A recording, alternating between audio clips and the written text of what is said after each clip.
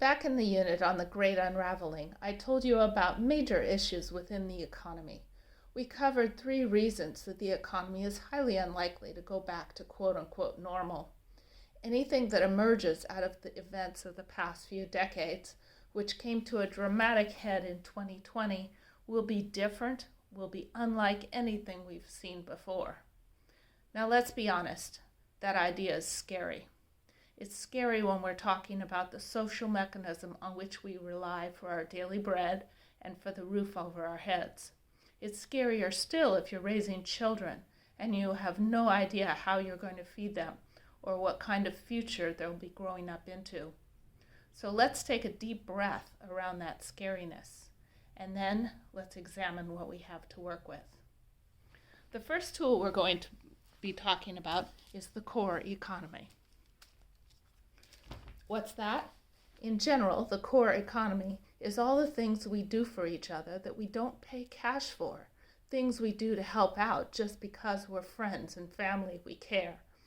Think about a mother taking care of her infant. She doesn't get paid for it, it's not registered in terms of dollars, so it doesn't get counted in the conventional economy. My sister taking care of her 96-year-old father. She doesn't get paid for it, it's not part of the conventional economy. However, it's something that we very much need. A parent making food for their children, a schoolgirl washing the dishes, someone volunteering and cleaning up litter off of neighborhood streets. Because these tasks aren't paid for with dollars, they don't get counted when economists calculate the value of the economy. However, when we begin to tally our quality of life, what brings us that quality, these kind of things very much matter. So what's in my basket here? Well, I've got a grapefruit that I grew myself. I've got some collard greens that I grew myself. These will feed my family. I've got a sweater that I knitted to wear, so I have clothes. I have seeds here that I grew these beans, and then I can grow those again a future year. I have a book about herbal medicine, so I can treat my family and keep people healthy. So all of these things are part of the core economy. There's tons of other invisible things in my basket. The core economy is alive and well. In fact, during COVID, we've seen people returning to many of these skills.